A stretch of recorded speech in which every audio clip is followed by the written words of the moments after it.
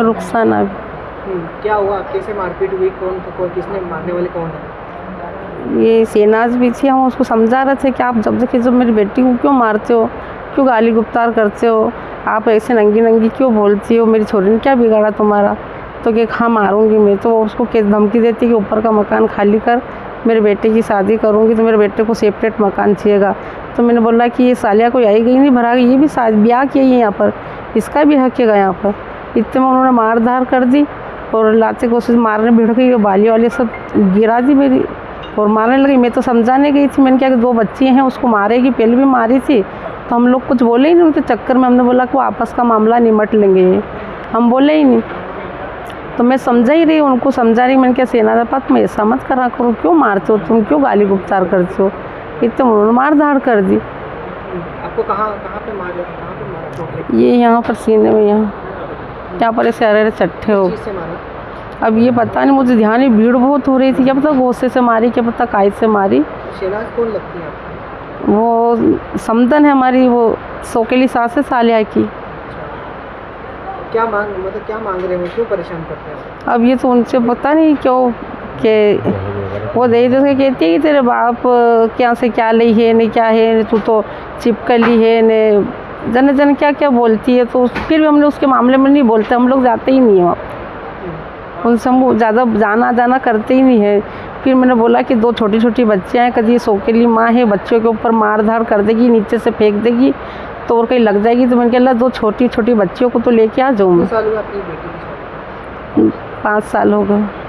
जब वो कहाँ रहते हैं, घर कहाँ है? ये न्यू कॉलोनी गाजीपुरा, पटेल साहब की बावड़ी।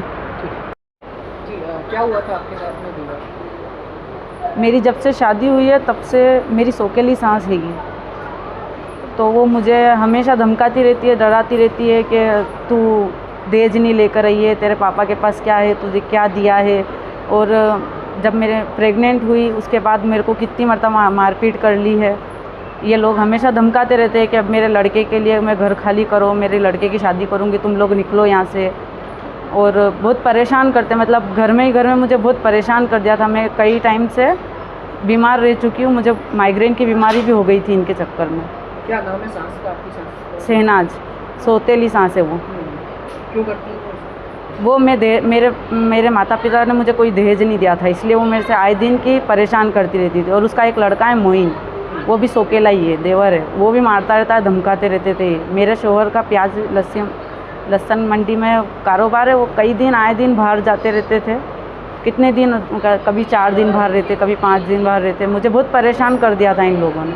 और अभी पिछले शुक्रवार को ये लोग पहले ऊपर आके मैं मेरी लड़की और 2 ही लड़कियां हैं मेरी, 2 छोटी, एक 4 साल की है और एक 1 साल की है, इनके साथ ऊपर थी। इन लोगों ने पहले ऊपर आके मुझे मार ली, मोइन ने, शहनाज ने, मतीन खान मेरे ससुर का नाम है। इन लोगों ने मुझे ऊपर मार ली। मैंने मेरी मम्मी को इनको बोला, इन्फॉर्म करा, तो वो बात करने के लिए आई थी। तो मेरी मम्मी के ऊपर दाल ढोल दी, कुकर के ढक्कन से मेरी मम्मी के सीने पे मारा है। आज ये आईसीयू में भर्ती है, 3 दिन हो गए, इनको बहुत लगी है।